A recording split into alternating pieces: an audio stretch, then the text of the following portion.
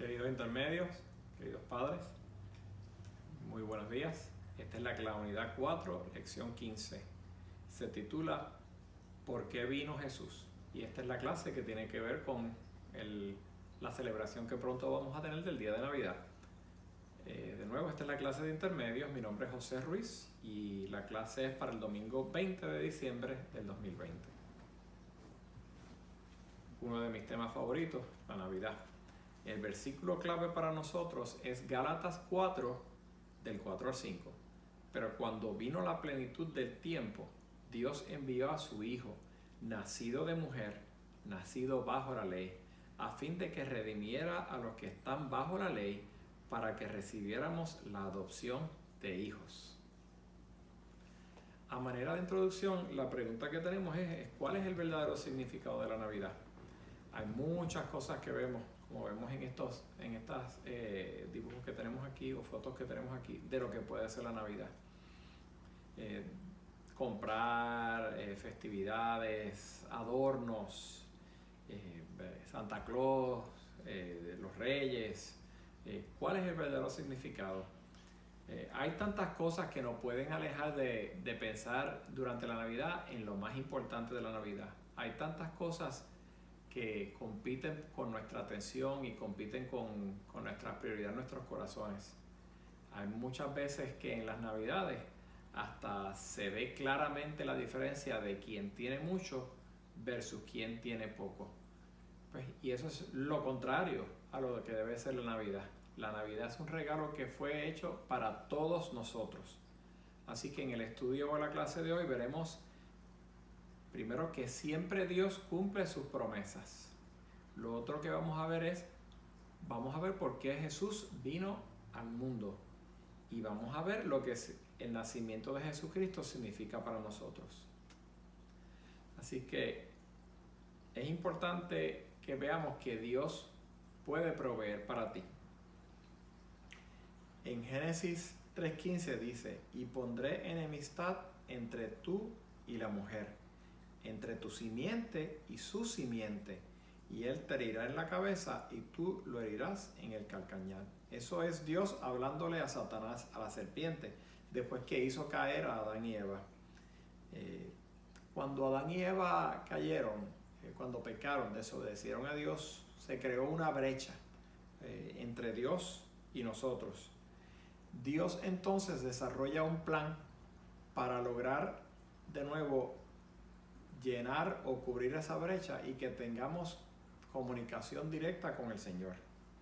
Este plan implicaba a Jesús, y como vemos aquí en Génesis 3:15, Jesús va a hacer, o se entiende que es lo que Dios se refiere con que va a herir a la cabeza. La serpiente mordiendo el calcañar o la pierna, se entiende que es la cruz, la muerte de Cristo en la cruz. Pero también la muerte de Cristo en la cruz es la que le da la victoria a Jesús sobre el pecado. Dios no ha olvidado sus promesas. Dios mandó a Jesús y todavía falta la segunda venida del Señor, cuando todo se va a ser hecho cumplido.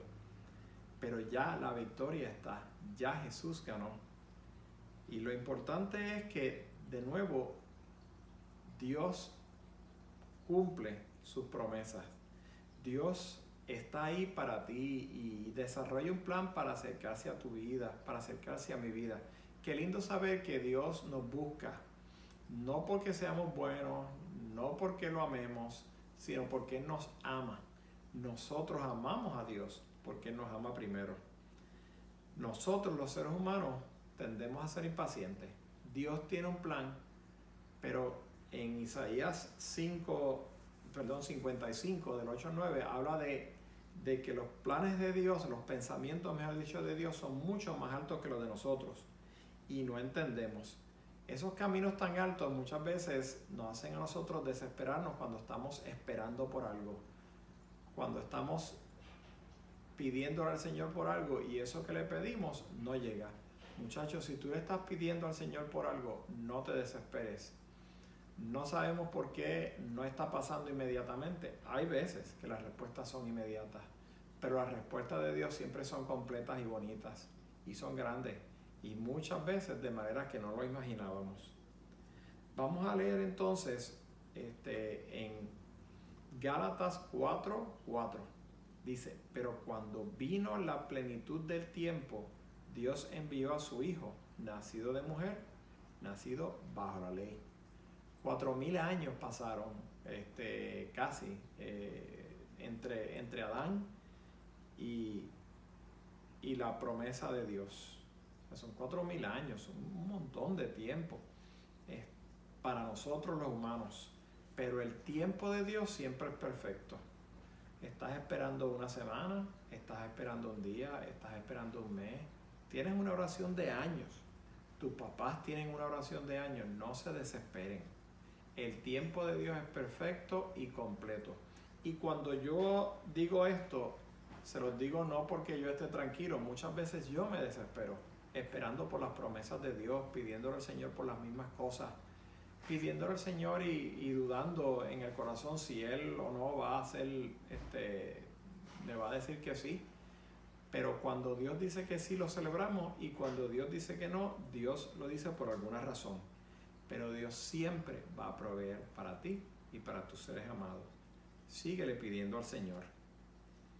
Así que en Lucas 2, del 1 al 7 dice: y aconteció en aquellos días que salió un edicto de César Augusto para que se hiciera un censo en todo el mundo habitado.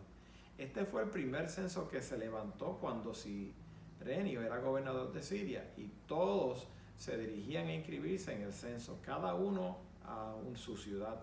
También José, el papá de Jesús, José, el esposo de María, subió a Galilea, de la ciudad de Nazaret a la ciudad de David, que se llamaba Belén, por él ser de la casa y familia de David, para inscribirse junto a María, desposada con él, la cual estaba encinta.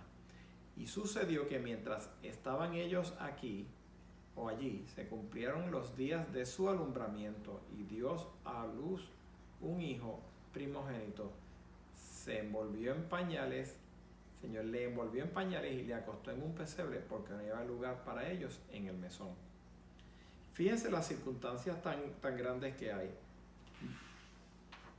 Los judíos le están pidiendo a Dios el Mesías prometido. ¿Qué pensáramos nosotros que en estas circunstancias, cuando vino Jesús, yo estoy seguro que cualquier judío jamás y no hubiera pensado que ese sería el momento? Estaban bajo una ocupación de Roma. Estaban a nivel de José y María, o sea, tenían que haber ido a un sitio lejos de sus familias, lejos de su apoyo. No había lugar para ellos en un mesón. Estaban en un sitio que olía mal, estaban en un sitio que apestaba, con animales cerca, en un establo. No era un sitio bonito como nosotros ponemos los pesebres. ¿Qué nosotros pensaríamos si hubiéramos estado en ese momento? ¿Cuán difícil se nos hubiera hecho a nosotros entender que en todo eso estaba el Señor? Dios le había dado, el ángel le había dado promesa, y le había sido confirmada. O sea, pero imagínense la dificultad de tener fe en esas circunstancias. Muchachos, la dificultad en tener fe es clara y no es nueva. Muchos de nosotros tenemos dificultades en distintas circunstancias, pero el Señor es el maestro de todas las circunstancias. El Señor es el que tiene el control. ¿Cuántos de nosotros estamos dispuestos a seguir al Señor? ¿Cuántos de nosotros estamos dispuestos a obedecerle en medio de circunstancias que o no tienen sentido, o son circunstancias que nos llenan de miedo, o circunstancias que nos hacen tener poca fe? Agarremos del Señor. Poquita fe, muchachos, como un grano de mostaza. El Señor multiplica esa fe. Acuérdense que la fe de nosotros los cristianos no se basa en nosotros. Podemos encontrar muchas personas que no son cristianos, que pertenecen a otras religiones, que tienen más fe que nosotros. Pero la fe de nosotros no se basa en nosotros. La fe de nosotros se basa en el objeto de nuestra fe. Una poquita fe multiplicada por lo grandioso y lo todopoderoso que es el Señor, hace entonces que la fe sea grandiosa y todopoderosa. Vamos entonces a seguir ahora a la próxima sección, porque queremos hablar entonces para qué vino Jesús. Ya Jesús llegó, pero Jesús vino, muchachos, para salvar. En Gálatas 4:5 dice, a fin de que redimiera a los que estaban bajo la ley, para que recibiéramos la adopción de hijos. Fíjense qué importante es eso. No solo nos salva de pecado, sino que Jesús nos hace conjuntamente con Él hijos de Dios.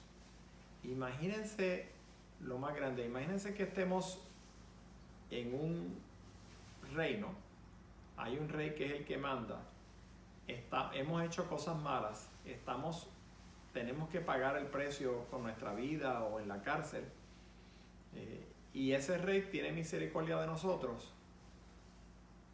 nos saca de ahí, nos perdona, y no solo eso, sino dice, ahora te voy a tratar como un hijo.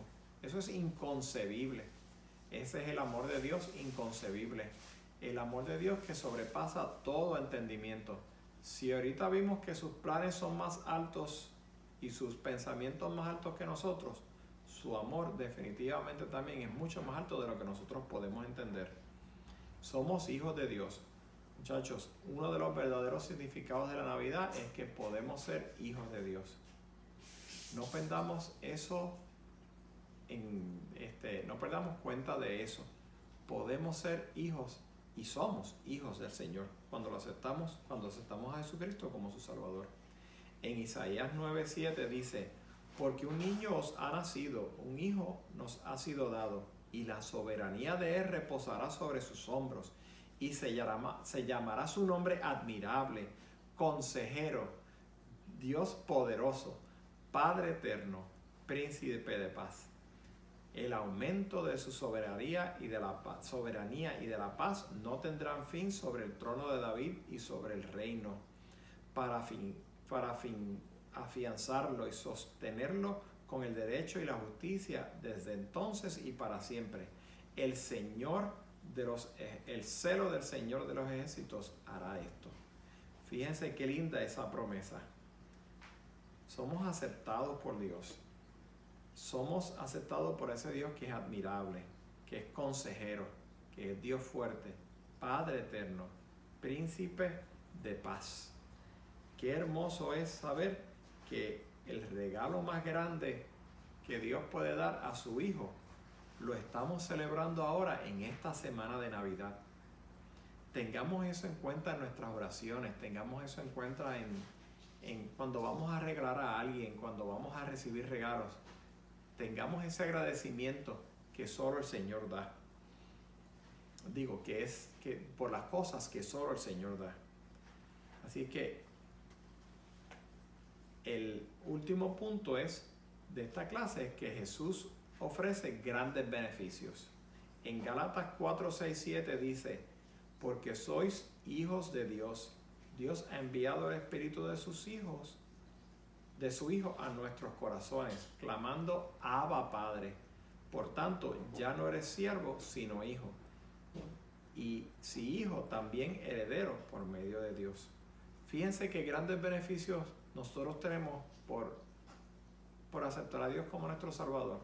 Hay veces que nos ponemos a ver en películas o en la vida real a personas que tienen acceso a beneficios que nosotros no tenemos, que pertenecen a clubes, que pertenecen a cierta estrata social, que pertenecen a cierto grado de educación, y esas personas tienen unos beneficios que nosotros no tenemos y los tratan mucho mejor que a nosotros cuando llegan a distintos sitios. Pero muchachos, nosotros tenemos el beneficio más grande. Tú eres hijo del Rey. Dice en Gálatas, de nuevo, que lo acabamos de leer, que nosotros podemos clamar Abba, Padre. Y eso es lo mismo que papito. Es decirle papito Dios. Es llamar a Dios con ese sentimiento de amor que sale de un corazón de niño. Cuando un niño hace así y el abuelo no puede resistirlo, el papá no puede resistir cogerlo y abrazarlo, así es Dios. Y así nosotros nos acercamos a Dios. Y ya somos herederos, conjunto con Jesús, de las bendiciones de Dios. También en Hebreos 9:26 habla de los grandes beneficios de aceptar a Jesús. Dice, de otra manera le hubiera sido necesario sufrir muchas veces desde la fundación del mundo, pero ahora una sola vez en la consumación de los siglos se ha manifestado para destruir el pecado por el sacrificio de sí mismo. Y así como está decretado que los hombres mueran una sola vez y después de esto el juicio, así también Cristo, habiendo sido ofrecido una vez para llevar a los pecados del mundo, aparecerá por segunda vez sin relación con el pecado, para salvación de los que ansiosamente le esperan.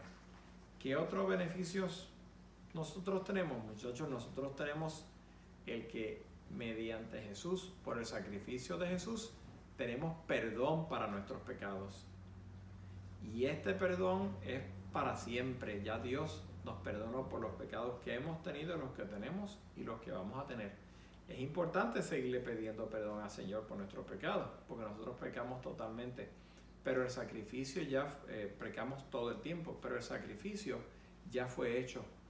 El perdón de nuestros pecados es una reafirmación a cambiar nuestros corazones y aceptar de una vez más el sacrificio que Dios hizo, y en agradecimiento cambiamos nuestra manera de ser y tratamos de no hacerlo de nuevo. Pero sigamos hacia adelante, nosotros seremos imperfectos, aprendiendo cada día más a ser como Cristo.